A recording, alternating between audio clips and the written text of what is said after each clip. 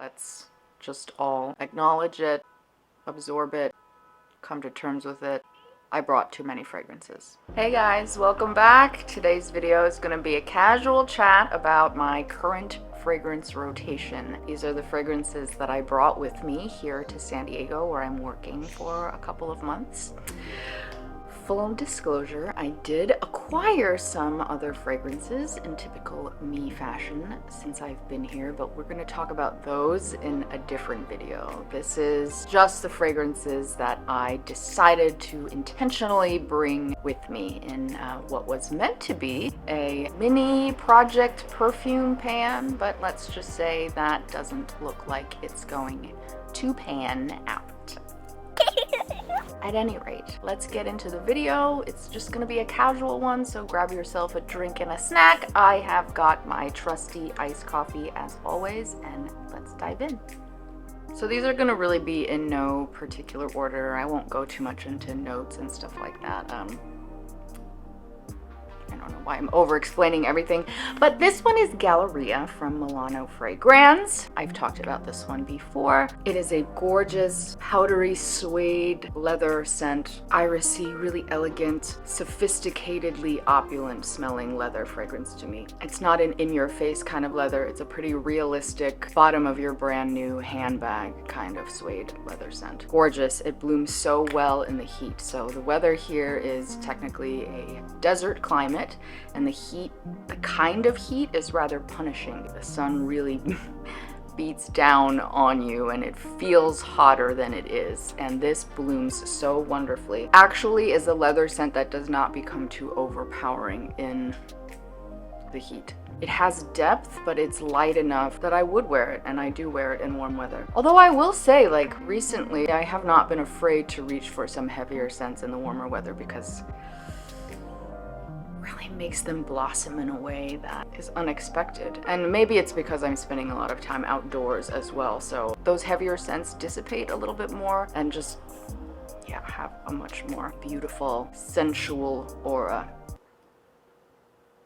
I'm getting off topic now. Anyway, Galleria from Milano Fragranze.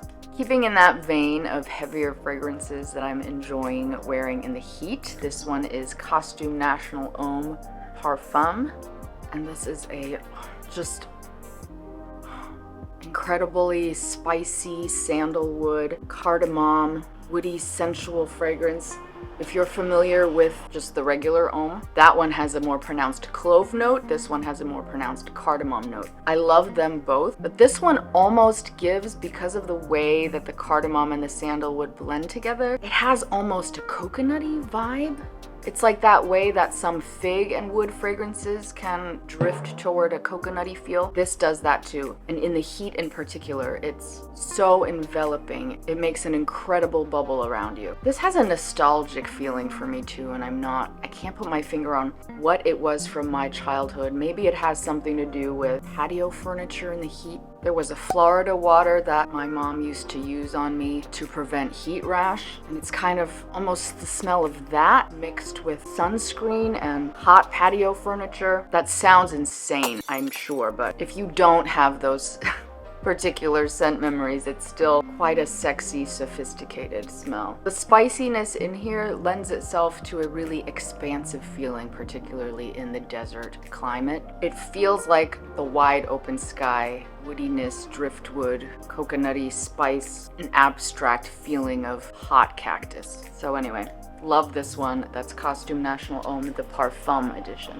Next we have my personal workhorse. I couldn't leave home without it. It's Chanel Allure. This is the Eau de Parfum. I won't speak too much about it because I've talked about it a lot, but it is a gorgeous floral, peachy, mature leaning, smells like the color of the fluid, pretty easy grab and reach. I've had many bottles of this in several different formulations, but that's Allure EDP from Chanel. Next we have Maison de la Vanille Givrée des Antilles. So sorry. Yeah, this one is a recent addition to my collection, and I got it because I love Angel. They're in the same family. I am on the fence about this one. The vanilla that's in here is a kind of vanilla that I really don't enjoy, that doesn't play well with my skin chemistry. It's a similar kind of vanilla that's in like the Molinard Vanille and what's it called? Outremer Vanille. Those types of vanillas are just headache inducing for me personally. It smells much better on skin than it does out of the bottle, or I should say rather, the dry down smells much better than first application, but I can't sit through the first part of the application to get through the dry down. It's a little bit too much. I've tried to layer it, and layering it does help. I've actually layered it with Costume National Homme, and that's really great. I've layered it with Swiss Arabian's Oud Maknoun, which is really interesting, but I'm not sure about it. I love the profile. It's angel but less patchouli and more chocolatey vanilla. In theory, it should be a love, similar to the Angel Étoile de Rêve. But yeah, again, there's just something about the vanilla that's used in here that I don't love. So this one's kind of on the chopping block. Vanille, Givrée, des Antilles.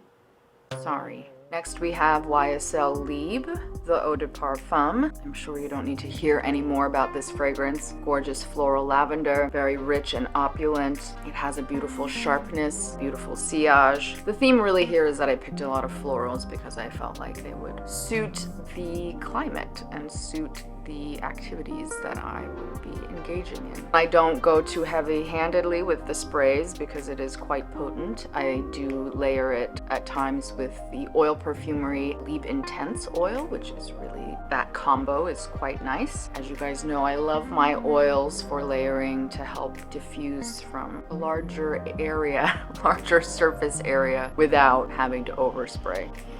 YSL Libre. Next we have Cartier La Panthere, the Eau de Parfum. This is a gorgeous chypre. I have a hard time describing it. It's hard not to feel put together when you're wearing a Cartier fragrance, in my opinion. The DNA is just very... I've said it before, but their DNA to me feels like hot gold, and this is no exception. I love it. It took me a while to come around to this one. When I first got it, that hot gold element or whatever it is about their DNA felt a little off-putting, or like, I guess not off-putting, but that it didn't match me necessarily, it didn't feel like me, felt incongruent to my personality. But that's since changed. I've since, I don't know, maybe rearranged my personality to fit these fragrances. No, of course I didn't do that. But it is a mindset thing. I think I used to go through all these phases where I felt like certain fragrances weren't me and then I couldn't wear them, that I would be inauthentic somehow, or I would be lying. But in a lot of ways, I use fragrances differently now. They're almost like a costume, or they're therapeutic in a way for me to amplify different aspects of my personality that I normally wouldn't. So I do find myself reaching for a lot of fragrances that I felt distanced from, or I felt almost wasn't allowed to wear because they were so far out of my comfort zone in terms of how I present. But I'm like not doing that anymore. And it's really fun. I've opened myself to a whole new array of categories and types and scent profiles that I normally would be like, oh, that's not me, or, well, I guess kind of snobbishly just say that's not a scent profile for me. I mean, for better or worse, because it makes me purchase way more fragrances than I normally would. I'm pretty much feeling like there's not a category fragrance that I don't like anymore, so this is not about this fragrance at all. That's Cartier La Panthere. Next we have two Mon Guerlain fragrances. This is Mon Guerlain Florale and a little travel spray of Mon Guerlain Intense. I have had a crazy journey with Mon Guerlain. When I first tested it, I despised it. I thought it was, I guess, almost gauche. I found it somewhat insipid, like it almost made me mad when I smelled it for the first time. Over the last year and a half, I have become more and more enamored by this scent profile, and I don't know how that happened. I think the Florale is my favorite iteration. It has a little bit of resemblance to me to the old Estee Lauder Tuscany Perdana. I haven't tried the recent formulation, so I can't tell, but they're not dupes in any way, but they have a similar vibe, and I really loved that fragrance growing up. And then the Eau de Parfum Intense. I actually decluttered my bottle of this last year just because I owned at that point so many iterations of Mon Guerlain that I felt like I didn't need it, but I hadn't tried it in the heat. And again, this is one that I wouldn't have instinctively reached for in hot weather, but after trying it in the heat, it just blooms in such a beautiful way. So I'm kind of regretting decluttering it. I want to get a bottle, but I feel like that is a little bit ridiculous considering how many Mon Guerlains I own.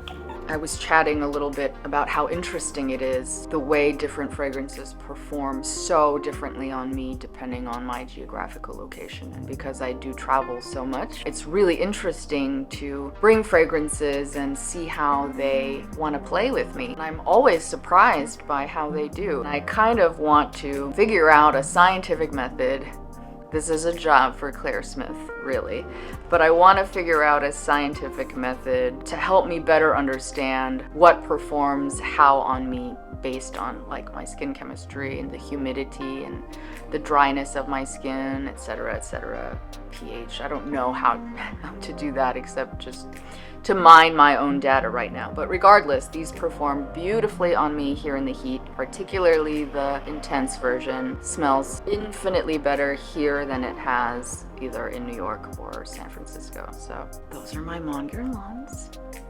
Next we have Dior Pure Poison. It is my scent of the day today. I went to the farmer's market earlier this morning, and this was a perfect accompaniment. Beautifully clean. This is another one that's nostalgic for me, not because I wore this fragrance, or I don't know if anyone I knew wore this fragrance. Probably they did. It reminds me of summers in junior high. That was actually before this fragrance came out, I think. So I don't know why it does, but there's something about the way that it's clean, the way the florals are incredibly comforting, surreptitiously sexy. I mean, perfectly classic, easy reach, lovely in the sun. Dior Pure Poison. Next we have Guerlain Mitsouko. This is the Eau de Parfum. I mean, there's nothing better. Really, if I had to pick one fragrance, which, you know, I would sooner jump off the tallest building here than jump out of a plane parachuteless than pick one fragrance for life.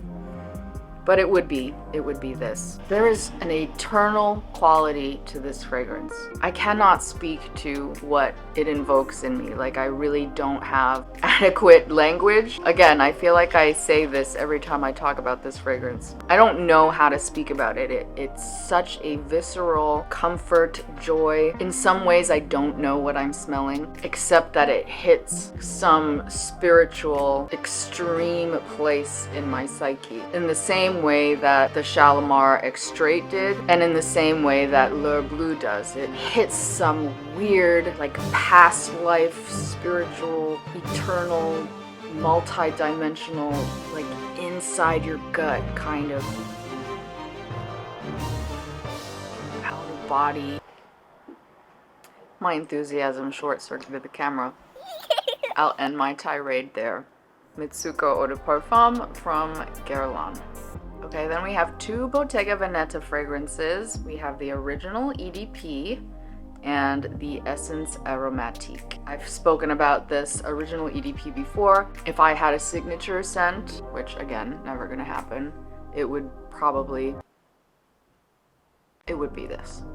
The Essence Aromatique is a newer addition to my collection, and it really has nothing in common with the original Bottega Veneta. This is an eau de cologne concentration as well. It's meant to just be more of a traditional cologne type fragrance, so it's citrusy, very refreshing, slightly herbal, and actually resembles very closely Versace's baby blue jeans, which in turn is also very reminiscent of Shalimar cologne. So it has that light powdery citrus overtone, and as the name suggests, quite an aromatic quality that's somewhat brisk. And I brought this with me because I imagine it would play very well in the climate here, and it does. I really, really like this, and I'm really glad that I have this in my collection. collection. This is another one that has quite a nostalgic quality for me. When I was a kid, I wore baby blue jeans in the hot summers growing up in Texas, and this is a reasonable facsimile to that, and I really love it. So yeah, those are my two Bottega Venetas. I mean, I really did bring too much. Let's just all acknowledge it, absorb it, come to terms with it. I brought too many fragrances. And somehow, still not enough. This is Zadig and Voltaire's Just Rock. Can you see that? Ooh. I don't know, it might be too. Just Rock. I love this one. It's basically, this is her with a more pronounced jasmine, a little bit more depth, nice powderiness, and an interesting sweet lactonic feel. Plays rather well in the heat, unexpectedly. I would have thought it might be a little too sweet or overpowering, but the powderiness and the dry kind of quality to the sweetness really kind of lends itself to hot weather. Yeah, I really like this line. The lactonic, sandalwoody creaminess really speaks to my aesthetic. So that is Just Rock from Zadig and Voltaire. Then we have Lancome Idole Intense. This is my preferred Idole. I don't really care for the others. Not that I think they're bad fragrances, but they just didn't speak to me. This one speaks to me. It feels more elevated. It feels like it has a Chanel-esque quality to it. The performance on this is outstanding for me. It lasts for ages. There's a thickness to it that makes it feel quite substantial. There's also a bit of jamminess, or maybe it's more like a fruit compotiness. Not that it's terribly fruity, but it does have a fruity element, and that thickness really is rich and syrupy without being overly saccharine. Quite an elegant day-to-day, also a very good easy reach. Lancome Idole Intense. We are almost at the end. This is Narciso Ambree. Thank you again to the beautiful Joss Jane for introducing this one to me. This is just a beautiful summertime scent. Gorgeous yellow florals with that intoxicating Narciso musk. It's an elevated tropical floral. I love that it isn't too sweet. I love that it doesn't overtly say sunscreen summer vibes, but it does evoke hot sand, hot corn. I don't think anyone else smells it but me, but I get hot corn. Languishing, glistening skin, resort vacation. Even maybe a tinge of hotel lobby vibes, but it has a cleanness to it as well. It's so beautiful. And again, another one that performs beautifully in the heat. I'm actually impressed with the selection that I brought, because apart from the Maison de la Vanille one, they all are performing beautifully in this climate. So that is Narciso Ambree. Alright, the final full bottle I have is Olfactive Studios Iris Shot. As I've said, I think at this moment it is my holy grail iris. And yes, while it is not predominantly iris in that it doesn't have that characteristic rooty vegetal quality, it's still in there. It's blended so beautifully. And then there's almond in the mid and carrot seed, which gives it a really smooth, almost makeup-y vibe.